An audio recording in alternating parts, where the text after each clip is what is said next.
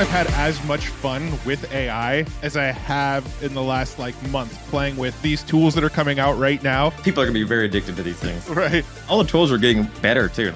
Now we're starting to wonder, did Sora kind of blow it? Hey, welcome to the Next Wave podcast. I'm Matt Wolf. I'm here with Nathan Lands. And today we're going to talk about AI video. There's been these really interesting AI video generators out there, right? We've had Gen 2 and we've had Pika Labs and we've had Leonardo Motion. And there's been all these really cool AI video tools, but they've really been kind of just that, just sort of cool, right? They haven't really had great practical use cases. We haven't been able to create videos with one of these tools and legitimately use it as B-roll or make a really good film out of it. They've all had this sort of weirdness to it. That is until we got a sneak peek of Sora from OpenAI earlier this year. When everybody saw Sora, we saw this AI text-to-video platform that made videos that actually looked realistic. And pretty much everybody in the AI world got ultra excited about Sora and what it can possibly do and how realistic it can make these videos. But then we never got access to it. We never actually got to play with it. We kept getting teaser videos. They gave it to a handful of creators, 3 or 4 different creators were allowed to use it. And we got some demos from that. But still, to this day, most of the world hasn't gotten access to Sora. Well, now we're starting to get some alternatives to Sora that are looking pretty dang good. We recently got Luma, who released their Dream Machine. We have Gen 3 from Runway, which has been sort of teased, but we haven't gotten access to it yet. And now we're starting to wonder, did Sora kind of blow it? That's kind of the discussion we want to have today is, where is AI video going? Where did it come from? Where's it going? What's available now? What's coming in the future? I think there's a really interesting discussion here. I think probably the general consensus online right now is that OpenAI did wait too long. That's kind of what most people think. I think I disagree with that, honestly. I was probably one of the first people on Twitter doing really big AI video threads. Right when it was all first starting. That was one of my main, things I was doing every week was putting out, here's the top AI videos this week. And I kind of stopped because after Sora came out. Yeah. Because the AI videos were kind of cute, and then Sora came out. I was like, okay, yeah, sure, I can get clicks on this and views, but I feel kind of dumb putting out here's these amazing AI videos after people had saw Sora. By them putting it out so early that it's made everything else look bad. These new ones are catching up, especially Gen 3. I thought was pretty amazing. Dream Machine's pretty awesome, but still they don't look as good as Sora. And so what I would say is, yeah, it's not released yet. But whatever they showed then is going to be better by the time it's actually released, most likely. And so when they do come out with something, it's going to be, almost kind of like how I think Apple back in the day were they would come out with the very best product. Maybe it wasn't out first, but it would be the best when it came out.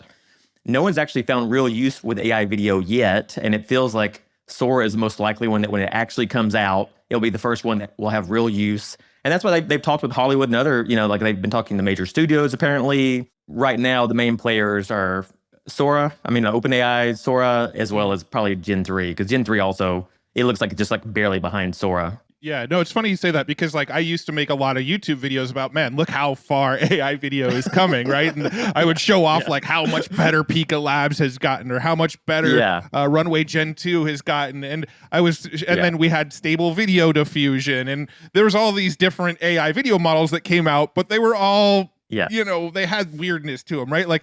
Every video, for whatever reason, looks like it's moving in slow motion. People would morph. They would start looking like one person and then morph into a completely different person.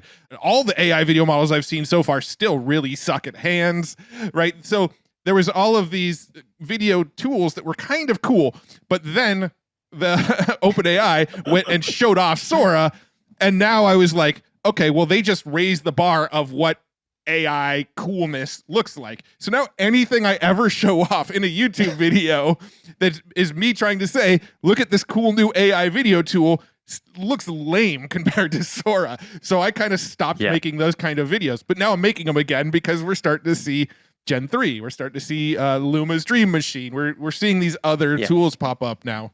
Yeah, I mean, it is exciting that like the Dream Machine you can actually use. So that's that is the exciting part. Like it's not as good as Sora. It's probably not as good as Gen 3 either, but it's not that far behind and you can actually use it right now. Like I saw your Yeah. video where you made a music video, Uh-huh. and I thought that was awesome. Like, oh, it's like, oh, that's actually, yeah, I wouldn't like put that on TV yet, but like, Yeah, God, that's right. probably like that's probably like 6 months or 12 months away from being like almost like TV quality. And the idea that you've got all these new tools that are coming out, you got like, Udio and I don't know, just it feels like we're at the very beginning of like this creative explosion where all these tools combine and there's the level of like art and entertainment in the world is going to go up dramatically, I think, because like everyone's gonna be able to make this stuff. It's gonna be awesome. Yeah, no, I totally agree. I think, it's a buzzword, but it really democratizes video creation, right? One of the Yeah, things that yeah, I'm really excited about is just B-roll, right? I make a lot of YouTube videos and I don't like to be just on camera the whole time. I like it to change what you're looking at. I want the video's pace to keep going. And oftentimes it's mm, hard to find B-roll. And when you do go find B-roll, you're searching for like stock video sites, right? I use Storyblocks is the one that I use. And when I go through Storyblocks, like you can find videos that are sort of relevant, but you're not fooling anybody that it's not stock video, right? It all looks like stock video. When you right. have like that corporate conference room and like 5 people in a suit are all leaning forward over like a conference call or something, everybody's seen those exact videos. Even if you haven't seen that stock video footage before, you just know what stock video looks like. And so this really excites me. Anything I can imagine, I can say any wild thing I want on one of my YouTube videos, and now I can create a Yeah. little bit of a B-roll for that whatever random wild thing I said was. Did you see how good Gen 3 is at text in video? I haven't yet. It's perfect.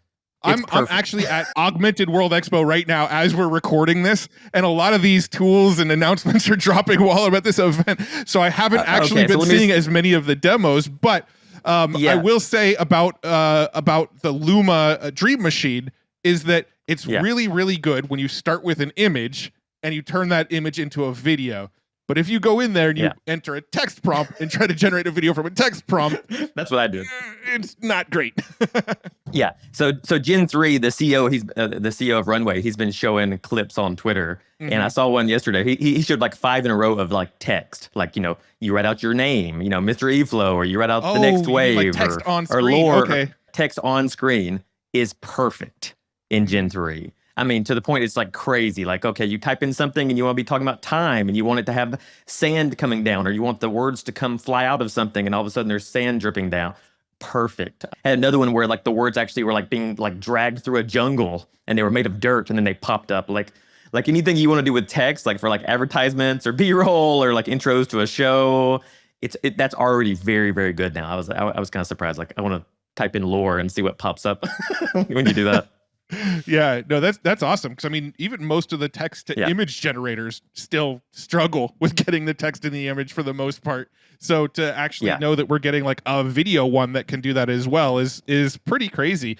The other thing about the Gen 3 is all of the clips that they've been showing off, I believe, are 10 seconds ish, maybe even longer. But when it Yeah. comes to Luma's Dream Machine, you can only generate 5 seconds of video right now. But they did just add this extend so that you can get 5 seconds. And then I think it pretty much uses the last frame of that video as the first frame of the next video. And so it extends it that way. But when you do AI video generation in that way, because it's like building off of the last one, gets a little bit worse quality, right? Every single Right. extension looks a little bit worse than the extension before it. Yeah. And I heard something from the Luma Labs team saying that right now, yeah, they could do 1 minute videos, but with their current model, apparently after 5 or 10 seconds, like the animations just kind of stop. Like if you had a character doing like an action scene, running around with a gun, shooting it all around, by 10 seconds, the person's like kind of just like standing there with a gun looking around or something like this. Like the model's not fully there yet in terms of like a long clip. And so apparently Yeah. that's the sweet spot currently for them. Hey, real quick, you and I both know how quickly AI is evolving. So if you're tired of constantly playing catch up in the AI space, I've got just the solution for you. HubSpot's AI for Business Builders Guide is a 4-step resource that covers prompt engineering, API integration, fine-tuning, and product development. If you want to get a grip on the tech, boost performance, and get the most out of your AI investment, this guide will be your saving grace. They figured out a way to make this info easy for non-techie folks to understand, and they're giving it away for free. Read the guide, get your AI questions sorted, and kick off the AI journey in your business today. Click the link in the description below, and now back to the show.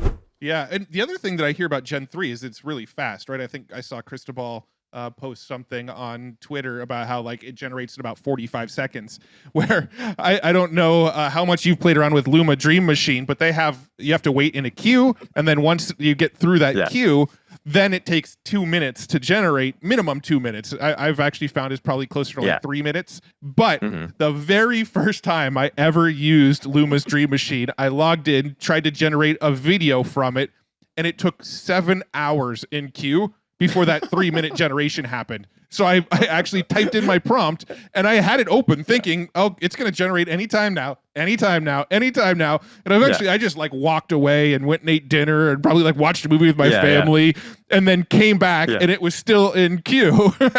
It actually, all said and done, it took 7 hours in queue before it finally. And then you got an amazing video, right? No, the video was horrible. I did the prompt a monkey on roller skates because that was the first AI video I ever generated back when I was playing around with Model Scope, really like a couple years ago. And so I wanted to see, okay, this is a monkey on roller skates that I generated 2 years ago. This is a monkey on roller skates using Luma Dream Machine. The Luma Dream Machine version was worse than the version I made 2 years ago with Model Scope, and it took me 7 hours and 3 minutes to generate.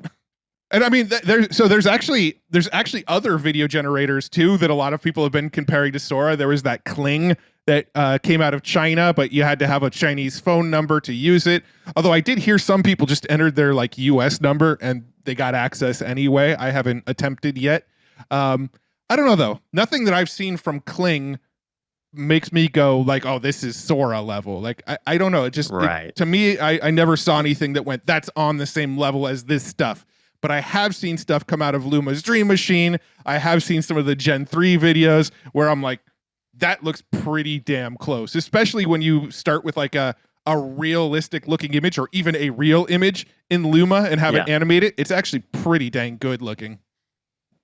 Yeah, I mean, there's a lot of scenes coming out. I mean, I'm especially impressed by Gen 3. I think it looks pretty amazing.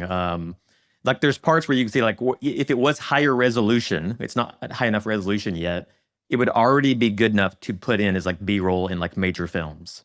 Yeah. So that's exciting. And then did you see the stuff with like anime, like little anime clips? I mean, like it even does anime pretty well. And so I don't think I've had as much fun with AI as I have in the last like month, just playing with Suno and Dream Machine and UDO and all of these tools that are coming out right now. You know, it reminds me about 2.5 years ago, 2 years and a couple months ago when Midjourney first came out and I started playing with Midjourney for the first time. And like, I just like lost sleep, right? Like I would stay up until 1:30 a.m. just generating images going, can I do this? Can I do this? And then when I learned about Stable Diffusion and I fine-tuned a model on my face and I was able to make myself Superman or make myself riding a horse or myself an astronaut or whatever. And that was the next time I was like, all right, I just lost a whole day of my life playing with this generating images. Well, now I feel that way again with the combo of like Suno and Leonardo's new AI image generator and Midjourney and the Dream Machine. Like, to me, it is so much fun. I made that video on YouTube where I showed myself making a music video and I used Suno to make the video and then Midjourney to make the starting images. And then I took the Midjourney images and I put them into Dream Machine to animate them all. And then I used DaVinci Resolve to edit them all together. And that video actually probably took me a good like 10 hours to produce just because of all the waiting time for the processing in Luma. But it was so much fun. I was like so blown away with some of the videos that were coming out of it. Not all of them. Some of the videos were really, really impressive though. Yeah, and all the tools are getting like better too, and like more fun to use. Like even Midjourney now, you don't have to use it on Discord. They have the website, and that interface is so much more pleasant to use. And also the personalized feature. Have you tried that out yet? Yes, in Midjourney. I tried it on and off. I'm like, oh yeah, the one where it's like personalized for me. Yeah, I like that better. Yeah, It's like that is kind of cool. And to realize like long term, all these models are going to learn, whether it's like the AI art, the videos, the music, games in the future. They're all going to learn what kind of stuff you personally like, and help you amplify your own, your own creativity. And it's just, it's exciting to think about. Like, yeah, these are all going to get better. This is the worst it's ever going to get. Yeah. And just imagine in like 2 years how fun it's going to be to like produce music and videos and whatever you want. And it's probably all going to be like way faster too. A lot of this stuff is probably going to get almost instant. There's no reason this stuff can't be instant at some point. So imagine that you could just like type in stuff instantly and you've just created a song. You've now created a video and you're like in real time, like editing these things together yourself. It's gonna be awesome. I'm excited. Yeah. Everybody's gonna have essentially their own custom Midjourney model, right? Like I can enter a prompt into Midjourney. You can enter the identical prompt, and if we're both using our own personalized model, we're gonna get two probably pretty dramatic outputs because it's gonna make one for my taste and one for your taste. And I just think that's really, really cool. I think the other side of the coin of this conversation is the type of comments that I've been getting on my YouTube video where I made a music video, or when I actually shared the music video over on X and on Instagram, is, I start getting a lot of these comments of like, oh, great, you're making a video that's helping people, perpetuate the downfall of the music industry, the downfall of the video industry. Oh, these tools are trained on copyrighted material. So, this is just as bad as stealing the original material and using that in your videos. And those are the types of like, I mean, not most of the comments, but I'm seeing those kinds of comments, right? Of like the copyright implications, the implications of like, if I can make music with this, then that diminishes the work of artists and all that kind of stuff. I'm personally in the camp of like, I call BS on all of that. I don't think it diminishes anybody's work. I think the fact that I can make an AI image that I think looks really cool, and the fact that this person over here can actually draw it with their own hands and make something that looks really cool, I'm way more impressed by that version than the version that I made. And I think I always will be, just by the fact that a human was behind it making it. Yeah. Did you see the blowback that Ashton Kutcher got when he was talking about, he basically got access to Sora. He said it's good, and he's like, it's going to change Hollywood. And he made some like really like, big statements about it. And people were like, oh my God, you're like, you're turning your back on, you went with tech over, Hollywood now. And you're like turning your back on creators, and you're okay with screwing them all over. And he was like, no, I think humans are still going to be involved, but like, yeah, of course, entertainment is going to evolve like it always has. Like, obviously over the last 20 years, CGI has like really taken over Hollywood, right? Like how many major films use CGI, right? Like a lot of them now. This is a further evolution of entertainment. And I think that's like what humanity, it's kind of like our purpose is to evolve and continue getting better and better. So, but there's a natural instinct to be worried about change. Like change is scary. And so I understand like people being worried because like, there probably will be periods where there will be some job loss related to this stuff for sure.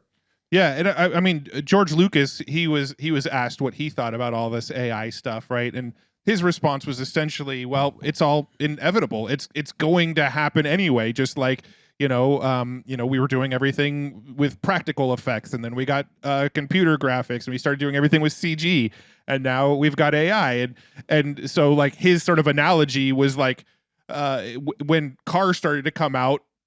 And people started going, yeah, but we're just going to stick with horses. Well, you can stick with horses, but these machines are going to keep going. We're going to keep evolving. We're going to keep improving them. You can stick with horses if you want, but that's not how the world works. We're going to figure out new, better, innovative solutions to accomplish the same goal. That's just what humans do. We try to figure out how to get more efficient, how to optimize processes, how to get better at what we do, how to use technology in our favor to leverage that technology to make our lives easier. That's what technology essentially exists for, is how can we use tech to make the things that used to be more manual, less manual for us. That's how it's always evolved. Right. Speaking of evolving, did you see where they Gen 3 Runway, they were talking about, they put up this blog post talking about how they're creating general world models. Like that's apparently that's the way that they are producing AI video now, which was rumored that was what Sora was doing as well, is that they're actually they're kind of creating an idea of what the world is like, a model of it. Like a digital twin kind of thing. Yeah. Yeah, and that's why it can be so consistent, right? That's why you can have a train actually moving and seeing things as it moves, is because it's kind of produced a world that it's inhabiting. I think that's fascinating. And to think that, like, you know, and NVIDIA's talked about this as well, you know, and NVIDIA, who just became the #1 company in the world, think about how that's going to change games, you know, videos. Like imagine that, like, the online games now, like, the worlds are so limited, but like it seems like with this new technology, you'll be able to, you know, create. You could create kind of like how Minecraft, you know, you go in the world and like you go to the edge of it and it produces more. Like imagine those kind of things with AI, where you got to the edge of the world and you get the edge of space and like, oh, here's now the new planet, or here's now whatever. Like, it's infinite. It goes forever. Like those things are going to become possible, like at a really high fidelity, not like Minecraft. I'll let the game developers hear you say that, because if there's any group of people that are sort of more vicious towards the AI community, that are sort of pro AI, it's the game developers. Like, I've had debates with people that are in film and music and things like that, and you know, some of them are pretty upset by what's going on, but I have never seen the level of hate on some of the stuff I've posted from what I've seen from some of the like game developer community. If you talk about AI taking over game development, they're probably the first ones to like just absolutely try to destroy you. I mean, the reality is, though, the game industry is in a really stagnant moment. Like the game industry, you know, it's worse than what's happening in Hollywood, I would say, where, you know, the games are so expensive to make that everyone just copies the previous game, and gamers are getting tired of it. I think that's why you see the growth numbers have stagnated. Yeah, I feel like there's a big like sort of renaissance of like indie developers right now. Like, most of the games that I play, I'm a big gamer myself. Most of the games I play are from indie studios. They're not the big AAA games. Yeah, and AI is going to help them. Like, and sure, some of them will be resistant to it right now, but once they see what it can actually do for them, we're like, oh, you can be like 5 people who just, you can now compete with EA. You know, you'll be able to produce an entire world. You'll have help with the storylines, with the characters, with the creation of the art assets. That's all like coming in the next 2 years. And so I think it's going to be great. We're like, oh yeah, the game industry is very stagnant now, in my opinion. And I think that's going to change in 2 years. And yeah, sure, people are, you know, yelling about it right now, but it won't matter. Like, some people will lead the way, and then everyone else will have to follow after that, I think. Yeah. One, you know, what would be a really good guest for this show that I think would be really fun to talk to is somebody who can intelligently speak to us about copyright law and how copyright law is going to be impacted by a lot of this stuff. So I don't know if this is a hot take or not, but in my opinion, copyright law is part of the big perpetuation of AI. So all of the companies, all of the people that are out there like fighting against AI because they're worried about it using copyrighted material, I sort of have this opinion that they're pushing AI forward faster than had they just like not brought this stuff up. And the reason I say that is like, look at like stock photos, right? I had a blog where I actually hired a editor to come through after I wrote a blog post, sort of clean up the blog post and then add imagery to the blog for me, right? Well, they came in and they added some images, and I looked at the blog post, thought, cool, this is cool, let's publish it. We published the blog post. I assumed the images they used were just from a regular stock photo site. Well, it turns out they did a Google search. They pulled a photo that was owned by the Associated Press, and I got an invoice in my email for using that photo for $800. So for this one photo that was used on the blog post that my editor grabbed from Google Images, I had to pay $800 for the right to use that photo. And I emailed them. I'm like, well, can I just take it down and use a different photo? And they're like, no, the damage is done. Pay the invoice, essentially. And so in my mind, when I saw AI image generation, I went, awesome. I don't have to like worry about that anymore. I could just go generate any image I want now. And so like these like copyright pressures that they're putting on creators are pushing creators towards using AI. Same with Suno, right? You look at something like Suno, how many people have you heard of that put up YouTube videos maybe there was a song playing in the YouTube video. They got the video copyright struck in and either had the video completely removed or had 100% of the monetization from that video go to the copyright holder. I've had that happen where I made a 30-minute video and maybe 10 seconds of that video had an audio clip that was copyrighted by somebody else, just kind of an oversight, it slipped. Well, because of that 10-second clip, all of the revenue for that full 30-minute video had to go to the copyright owner of that 10-second clip. That doesn't make any sense. That's not fair to me. Yeah. Like, give them 10% of the revenue, not 100% of the revenue. So that kind of stuff comes up. Well, now that stuff like Suno exists, what am I going to do? I'm not going to go use music that I find online. I'm just going to go generate the perfect song for that video right now.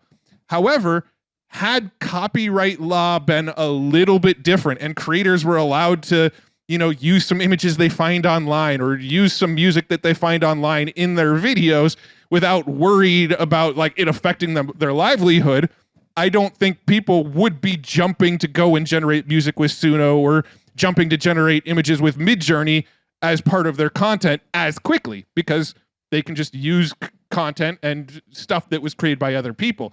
So I have this opinion that I really, really think copyright law needs to change. And if copyright law is different than it was now, it would actually probably, stop as many creators from jumping to using these potential AI tools. Anyway, that's the end of my little rant about copyright. I think this will be a moment where copyright's forced to evolve. Like, copyright is so complicated. I mean, my last startup Binded, we ended up pivoting into copyright, which was not the initial intention. I spoke in Washington, D.C. about the future of copyright on a panel, and I still feel like I barely understand copyright. It's so complicated, And I met with the guy who was at that time heading Creative Commons and talked to him a lot about copyright and all the issues. And Creative Commons was always interesting, but also Creative Commons is so complicated. Like there's so many different versions of Creative Commons, and it increases so much cognitive overhead of like, okay, which one do I pick and how do I do it? And it's all so complicated. I don't know where copyright goes in the future because just like I mean, in the new world, it almost doesn't make sense in its current state. Like I think there should be laws around like, okay, if you directly copy somebody, like in this like it's Michael Jackson, and now you've got Michael Jackson singing in the song. Yeah, like probably his estate should be paid something. But if it's not directly copying people, I don't see how copyright exists in its current form like 10 years from now.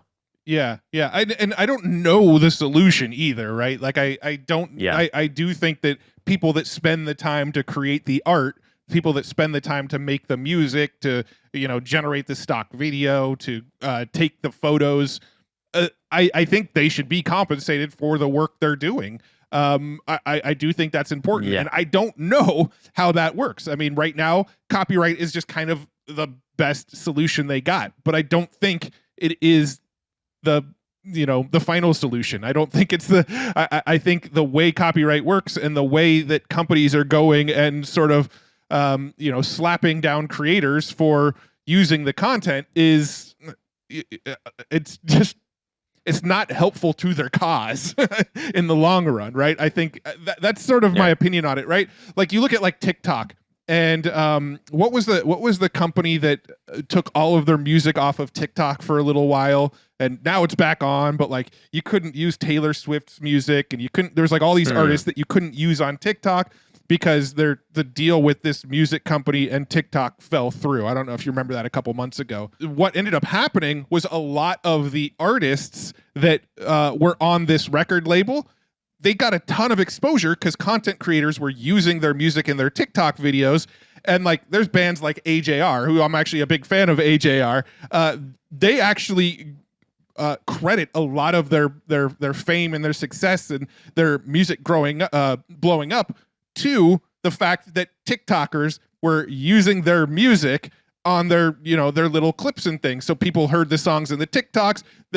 TikTok always put the name of the band on there, and then people would click on the name of the band and go find more songs by that band. It was actually a really, really good growth mechanism for these bands to allow content creators to just use the music on their videos. And then when the record label had their beef with TikTok, the record label shut off this stream of like awareness around these bands.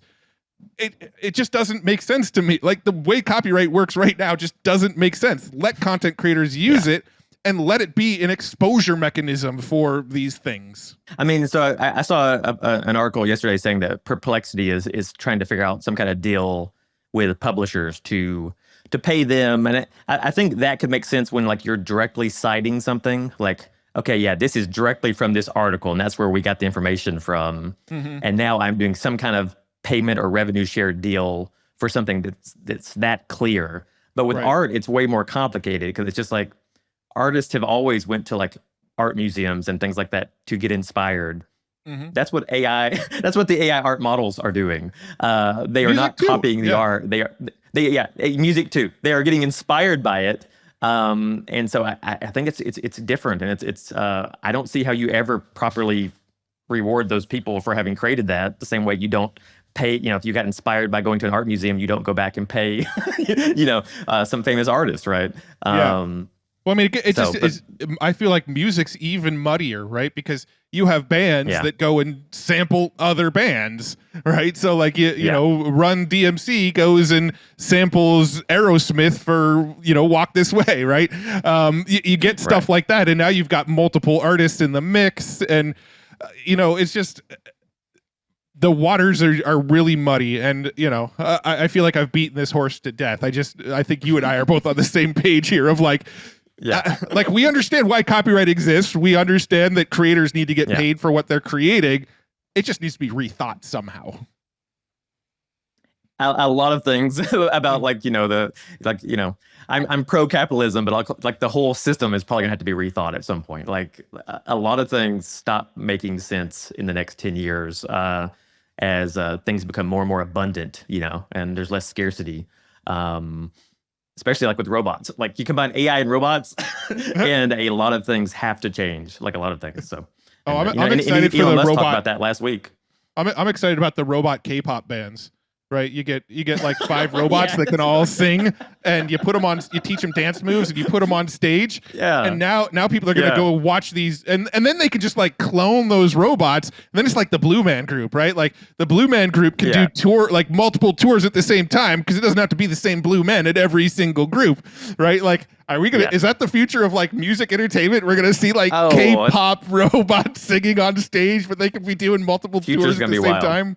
Anyway. There used to be this thing in Tokyo that was like a robot show that you'd go to, and I think it was just like girls dressed up like robots or something. And they may have had like 1 or 2 real robots that did some small moves or something.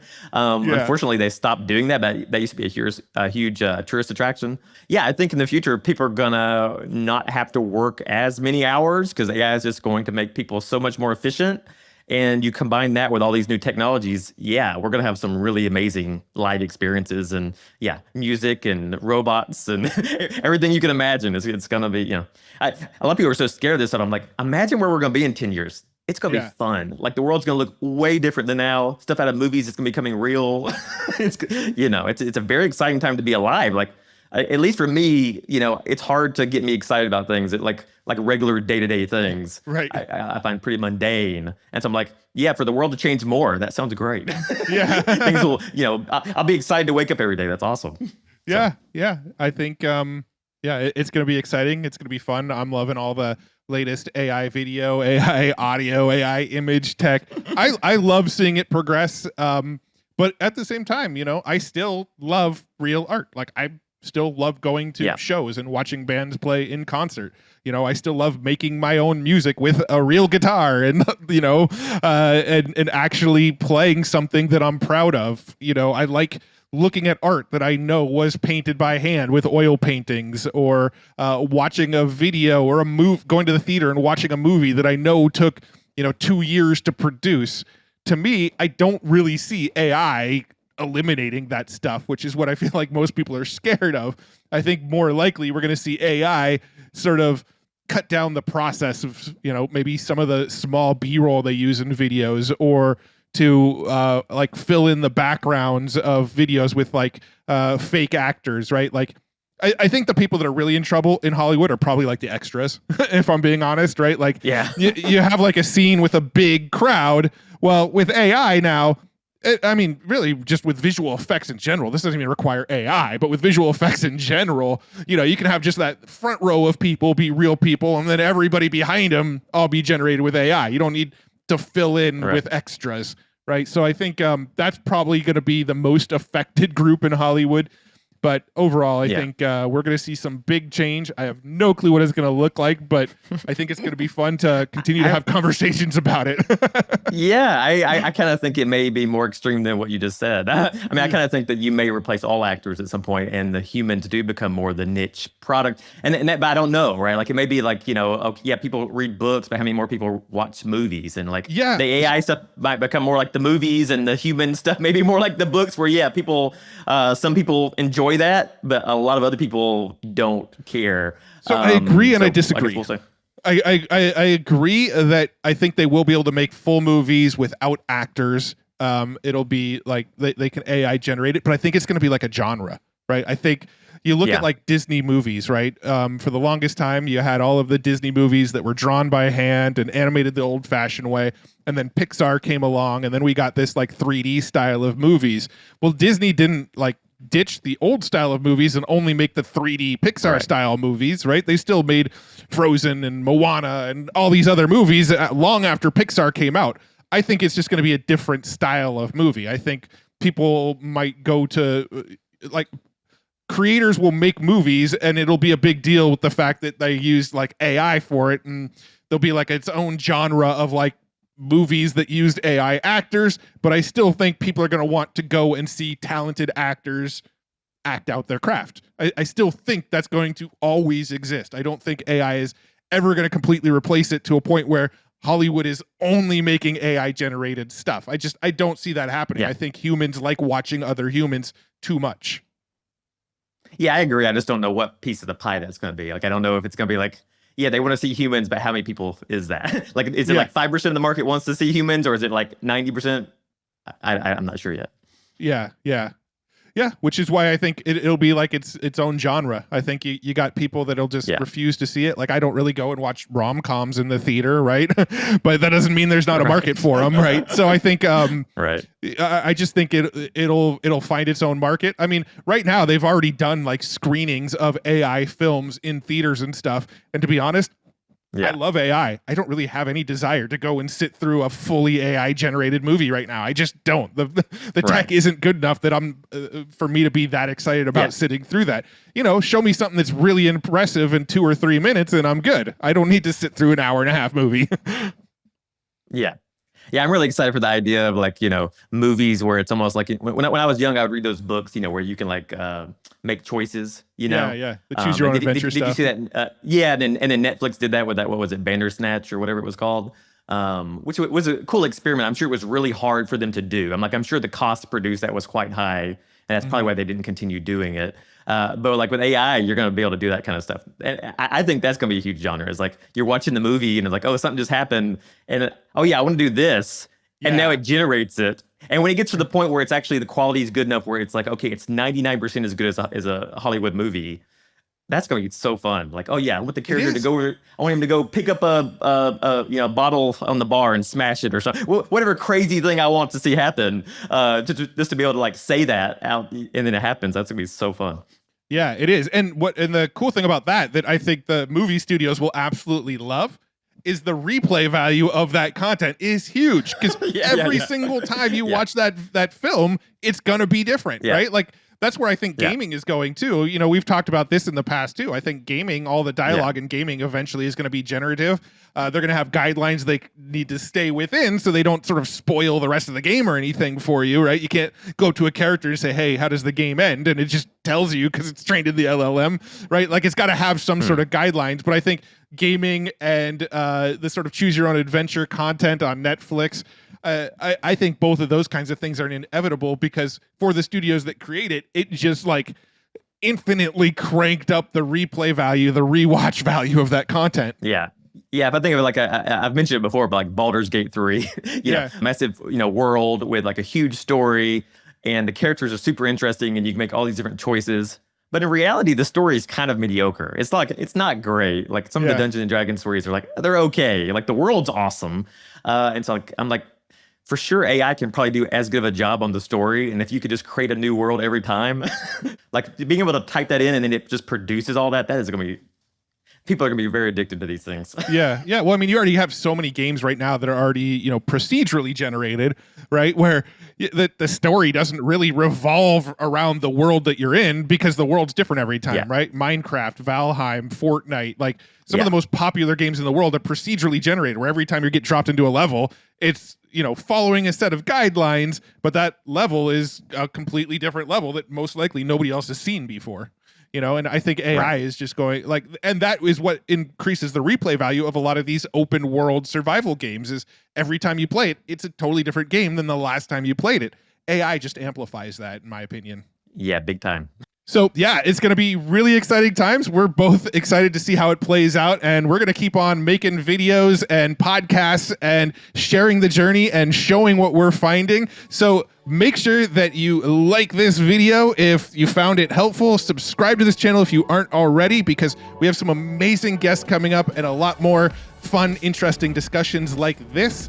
And once again, thank you so much for tuning into the Next Wave podcast. We will see you in the next episode.